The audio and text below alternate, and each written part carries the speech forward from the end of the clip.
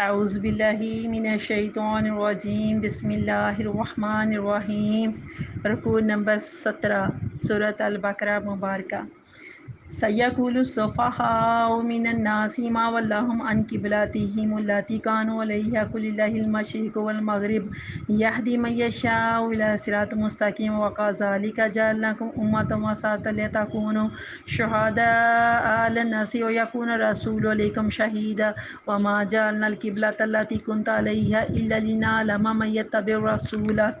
ممن ينقلب على عقبيه وإن كانت لكبيرة إلا على الذين هدى الله وما كان الله ليضيع إيمانكم إن الله بالناس لرؤوف رحيم قد نرى تقلب وجهك في السماء فلنولينك قبلة ترضاها فول وجهك شطر المسجد الحرام وحيث ما كنتم فولوا وجوهكم شطره وإن الذين أوتوا الكتاب ليعلمون أنه الحق من ربهم وما الله بغافل عما يعملون وَلَئِنْ آتَيْتَ الَّذِينَ أُوتُوا الْكِتَابَ بِكُلِّ آيَاتٍ مَا تَبِعُوا قِبْلَتَكَ وَمَا أَنْتَ بِتَابِعٍ قِبْلَتَهُمْ وَمَا بَعْضُهُمْ بِتَابِعٍ قِبْلَةَ بَعْضٍ وَلَئِنِ اتَّبَعْتَ أَهْوَاءَهُمْ مِنْ بَعْدِ مَا جَاءَكَ مِنَ الْعِلْمِ إِنَّكَ إِذًا لَمِنَ الظَّالِمِينَ الَّذِينَ آتَيْنَاهُمُ الْكِتَابَ يَعْرِفُونَهُ كَمَا يَعْرِفُونَ أَبْنَاءَهُمْ وَإِنَّ فَرِيقًا مِنْهُمْ لا يكتمون الحق وهم يعلمون الحق من ربك فلا تكونن من الممترين۔ صدق اللہ العظیم۔ شروع کرتی ہوں اللہ تعالیٰ کے نام سے جو بہت مہربان ہے اور ہمیشہ رحم فرمانے والا ہے۔ رکوع نمبر 17 اور اس کی آیت نمبر 142۔ سَيَقُولُ السُّفَهَاءُ مِنَ النَّاسِ، اللہ تعالیٰ فرماتے ہیں اب یہ جو سفہاء یہ کہتے ہیں بیوقوف، من الناس، ناس کہتے ہیں انسانوں کو، لوگوں کو۔ اللہ کہتا ہے یہ جو بیوقوف لوگ ہیں اب یہ کہیں گے ما وَلَّاهُمْ عَنْ قِبْلَتِهِمُ الَّتِي، کہ کس چیز نے ان مسلمانوں کا اپنے قبلے سے منہ پھیر دیا ہے، کانوا علیہا، جس کے اوپر وہ اب تک تھے۔ قُلِ اللَّهِ الْمَشْرِقُ وَالْمَغْرِبُ، اے میرے محبوب، قل، اے میرے محبوب صلی اللہ علیہ وسلم آپ ان کو بتا دیجئے، للہ المشرق والمغرب، کہ اللہ ہی کے لیے مشرق بھی ہے اور مغرب بھی، کہ اللہ یہ مشرق اور مغرب اللہ ہی کے لیے ہے۔ یہدی من یشاء الی صراط مستقیم، اور اللہ جس کو چاہتا ہے ہدایت دیتا ہے سیدھے راستے کی طرف۔ وکذالک جعلناکم امۃ وسطا لتکونوا، اور وکذالک، اور اسی طرح سے ہم نے بنا دیا تمہیں اے مسلمانوں، اللہ تعالیٰ مسلمانوں کو مخاطب کر کے کہہ رہے ہیں ہم نے آپ کو ایک وسطی امت وسطا لتکونوا، یہ وسطاً وسط سے ہے، امت وسطاً یہ امت وسط یعنی درمیانی امت ہم نے آپ کو بنا دیا ہے۔ یہ درمیانی امت بہترین امت میں شمار کی جاتی ہے۔ اللہ تعالیٰ نے فرمایا اے مسلمانوں ہم نے تمہیں بہترین امت بنا دیا ہے، لِتَكُونُوا شُهَدَاءَ عَلَى النَّاسِ، تاکہ تم لوگوں کے اوپر گواہ بنو، وَيَكُونَ الرَّسُولُ عَلَيْكُمْ شَهِيدًا، اور ہمارا رسول صلی اللہ علیہ وسلم وہ بھی تم پر گواہ ہے، گواہ ہو۔ وَمَا جَعَلْنَا الْقِبْلَةَ، اللہ تعالیٰ فرماتا ہے واو اور ماں نہیں، جعلنا ہم نے مقرر کیا، ہم نے بنایا، القبلۃ التی، اس قبلے کو، یہ جو پہلے قبلہ تھا بیت المقدس۔ انفیکٹ یہ جو رکوع نمبر 17 شروع ہوا ہے اس میں جو قبلے کا رخ ہے بیت المقدس سے اور بیت الحرم شریف کی طرف، خانہ کعبہ کی طرف اللہ تعالیٰ نے جو موڑا تھا، یہ سارا واقعہ اس میں آ رہا ہے۔ تو اللہ تعالیٰ فرماتے ہیں وَمَا جَعَلْنَا الْقِبْلَةَ الَّتِي كُنْتَ عَلَيْهَا، اللہ فرماتے ہیں اور ہم نے بیت المقدس کو قبلہ مقرر نہیں کیا جس پر آپ اب تک رہے، إِلَّا لِنَعْلَمَ مَن يَتَّبِعُ الرَّسُولَ، اور ہم دیکھ لیں گے کہ اس سے، اللہ کہتے ہیں مگر یہ دیکھنے کے لیے ہم نے قبلہ مقرر دوسرا جو تبدیلی اس کی ہے وہ جو خانہ کعبہ ہے، کعبہ ہے، اس کو جو ہم نے قبلہ مقرر کیا ہے وہ یہ دیکھنے کے لیے کہ من یتبع الرسول، کہ کون کون اس کی پیروی کرتا ہے، اور پیروی کرنا کس کی ہے، رسول صلی اللہ علیہ وسلم کی، کہ ہمارے محبوب صلی اللہ علیہ وسلم نے ادھر منہ موڑا ہے تو دیکھنا یہ ہے کہ ہمارے محبوب کی پیروی، ان کی تقلید کون کرتا ہے اور اس قبلے کو اپنا قبلہ مانتا ہے۔ ممن قالب العقبیہ، اور کون مڑتا ہے اپنے الٹے پاؤں۔ وَإِنْ كَانَتْ لَكَبِيرَةً إِلَّا عَلَى الَّذِينَ هَادَى اللَّهُ، اور بے شک اللہ تعالیٰ کہتے ہیں یہ حکم تو بہت بھاری ہے مگر ان لوگوں کے اوپر جن کو اللہ کہتے ہیں ہاد اللہ، اللہ نے ہدایت فرمائی ہے، ان کے لیے یہ حکم بھاری نہیں ہے۔ وما کان اللہ لیضیع ایمانکم، اور اللہ فرماتا ہے کہ اللہ کی یہ شان نہیں ہے کہ وہ تمہارا ایمان ضائع کر دے۔ ان اللہ بالناس لرؤوف رحیم، بے شک اللہ تعالیٰ لوگوں کے اوپر بہت مہربان ہے اور رحم فرمانے والا ہے۔ قد نارا تقلب وجہک فی السماء، قد نارا، اللہ کہتا ہے ہم دیکھ رہے ہیں، تقلب بار بار آپ کا، وجہ کا اپنا چہرہ، وجہ ہی چہرے کو کہتے ہیں، منہ کو کہتے ہیں، اور فی السماء آسمان کی طرف، اللہ کہتا ہے ہم بار بار آپ کا منہ آسمان کی طرف کرنا دیکھ رہے ہیں۔ فلنولینک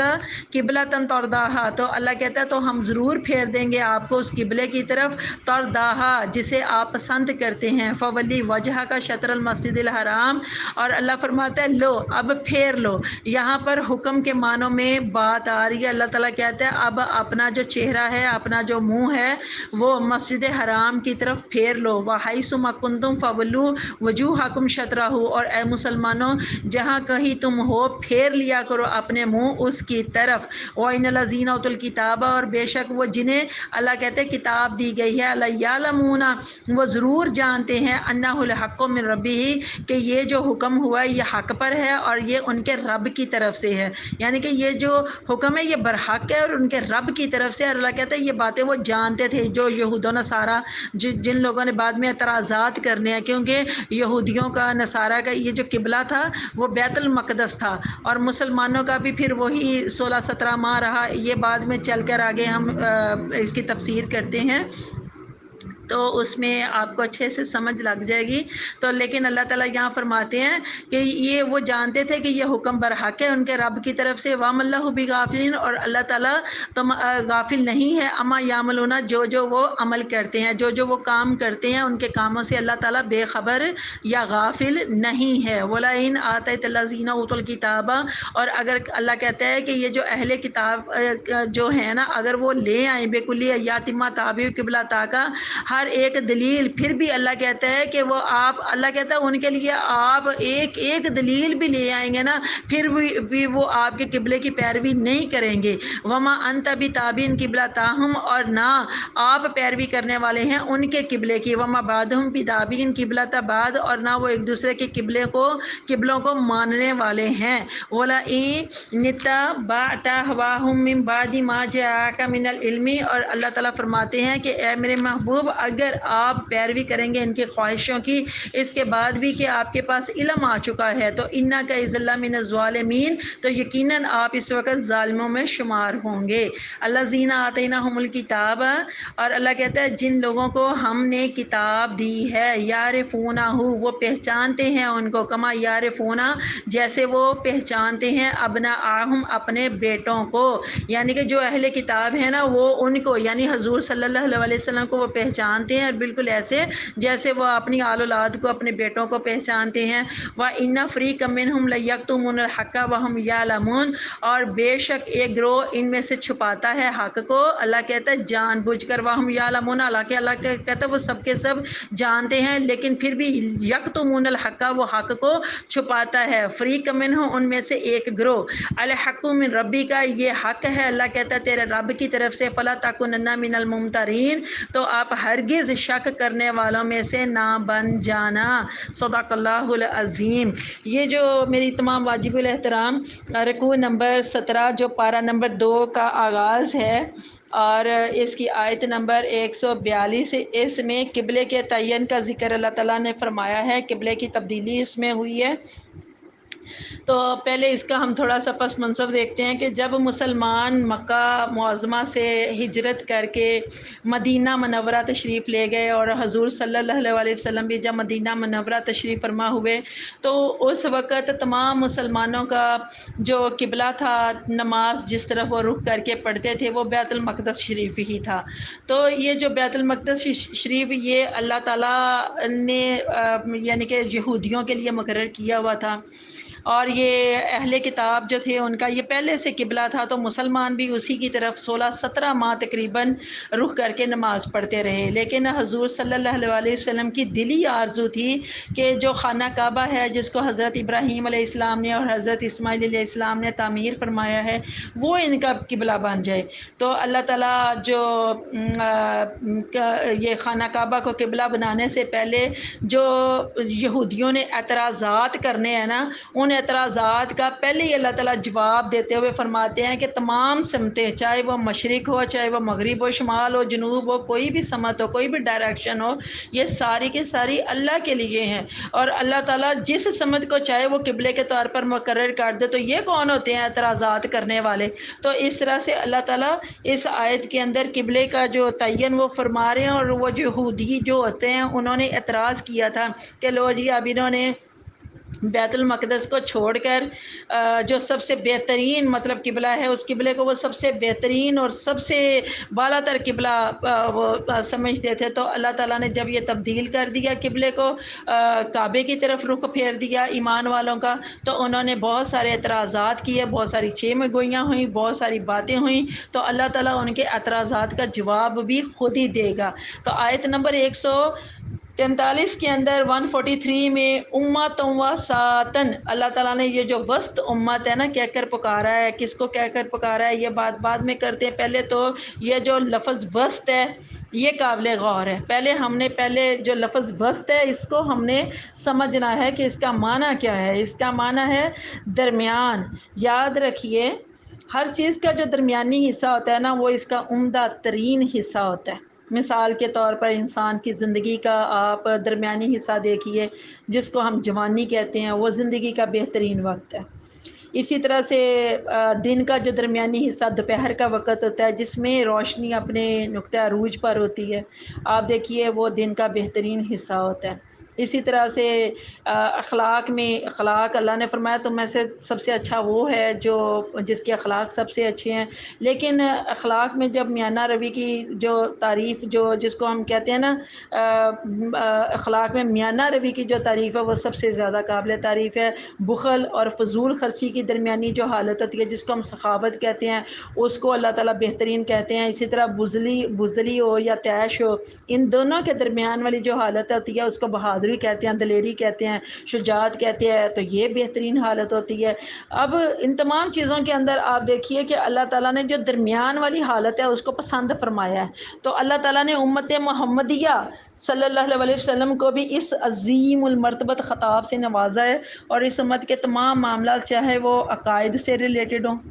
چاہے وہ شریعت سے ریلیٹڈ ہوں، چاہے وہ نظام اخلاق ہوں، یا چاہے نظام سیاست ہو، چاہے نظام اقتصادیات ہو،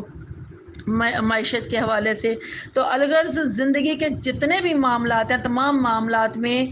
ایک اعتدال ہے، ایک توازن ہے۔ آپ دیکھیں ایک اللہ تعالیٰ نے بیلنس رکھا ہوا ہے، تو یہ جو اللہ تعالیٰ نے ایک بیلنس رکھا ہوا ہے نا، یہ صرف نظام اسلام کے اندر ہے، کیونکہ نظام اسلام کے اندر اللہ نے میانہ روی کو پسند فرمایا ہے۔ تو اس امت کو بھی اللہ تعالیٰ نے وسط امت کہہ کر پکارا ہے۔ لیکن اگر ہم ذرا میری واجب الاحترام غور فرمائے تو پتہ چلے گا کہ جس امت کی یہ خوبیاں اللہ تعالیٰ نے قرآن مجید فرقان حمید میں بیان کی ہیں وہ تو اب دور دور تک نظر نہیں آتی۔ اللہ تعالیٰ ہماری اس حالت پر رحم فرمائے، آمین۔ اسی آیت 143 میں اللہ تعالیٰ نے قبلے کی تبدیلی کی بات کی ہے۔ جو قبلہ بیت المقدس ہے وہ 16-17 ماہ تک وہ مسلمانوں کا بھی رخ رہا، مسلمان بھی اسی طرف ہی رخ کر کے نماز پڑھا کرتے تھے۔ تو اس کے بعد اللہ تعالیٰ نے اس کو تبدیل کر دیا، تبدیل کر کے تو کعبہ کو قبلہ بنا دیا۔ تو اب یہ قبلے کی تبدیلی کیسے ہوئی؟ دیکھیے تو یقیناً اس کے اوپر ظاہر ہے یہودی بھی اعتراض کریں گے، تو اللہ تعالیٰ نے ان کے اعتراضات کا جواب بھی دیا ہے، اور اللہ تعالیٰ کہتے ہیں کہ میں یہ دیکھنا چاہتا ہوں کہ کون اس کی حکم کی بجاوری کرتا ہے اور کون حکم عدولی کرتا ہے۔ کہ جب میرے محبوب نے منہ موڑا ہے ادھر مسلمانوں نے، تو میں دیکھنا چاہتا ہوں کہ ان کی میرے محبوب کی پیروی کون کون کرتا ہے، میرے حکم کی فرما برداری کون کون کرتا ہے، کون کون اس قبلے کی طرف منہ موڑتا ہے۔ تو یہاں پر مسلمانوں کے دل میں ایک خیال آیا اس وقت کہ جو لوگ مر گئے ہیں اور وہ بیت المقدس کی طرف منہ کر کے اپنی نمازیں پڑھتے تھے، تو لگتا ہے ان کی نمازیں تو ضائع ہو گئیں، تو ان کے تو اعمال سارے ضائع ہو گئے۔ تو اللہ تعالیٰ نے فرمایا کہ یہ اللہ کی شان نہیں ہے کہ وہ تمہارے ایمان کو یا تمہارے اعمال کو ضائع کر دے۔ اللہ تعالیٰ تو رؤوف الرحیم ہے، وہ تو بڑا مہربان ہے، وہ تو بڑا رحم فرمانے والا ہے۔ یا اللہ نے اپنی رحمانیت کے حوالے سے جو شانیاں وہ بیان فرمائی ہیں، سبحان اللہ۔ پھر آیت نمبر 144 اور 145 میں حضور صلی اللہ علیہ وسلم کی بھی آپ غور فرمائیے، یہ دلی آرزو اللہ تعالیٰ ہمیں بتا رہے ہیں کہ میرے محبوب کی بھی تو یہ دلی آرزو تھی نا، کہ اللہ تعالیٰ کے محبوب صلی اللہ علیہ وسلم کی جو نگاہ نبوت وہ بھی کعبے کی طرف ہی جمی رہی تھی کہ کعبہ کو قبلہ بنایا جائے، کہ میرے یہ آباء و اجداد کے ہاتھوں سے تعمیر ہوا ہے، حضرت ابراہیم علیہ السلام کے ہاتھوں سے اس کی تعمیر ہوئی ہے۔ پھر اسی امید کو لے کر جب آپ اپنی نگاہ رحمت کو بار بار آسمان کی طرف اٹھاتے تھے تو کیا اللہ کو نہیں پتہ تھا؟ اللہ تعالیٰ کو سب پتہ تھا۔ اب اس آیت 144 میں اللہ تعالیٰ نے اعلان فرما دیا کہ اے میرے محبوب صلی اللہ علیہ وسلم، جو قبلہ تمہیں پسند ہے وہی ہمیں پسند ہے، اور تیری خوشی کے لیے ہم کعبے کو قبلہ مقرر فرماتے ہیں۔ سبحان اللہ۔ تمام واجب الاحترام جب یہ آیت نازل ہوئی تو حضور صلی اللہ علیہ وسلم اپنے صحابہ کرام اجمعین کے ساتھ مسجد بنی سلمہ، مسجد اس وقت مدینہ شریف کی یہ جو مسجد ہے اس کا نام مسجد بنی سلمہ تھا،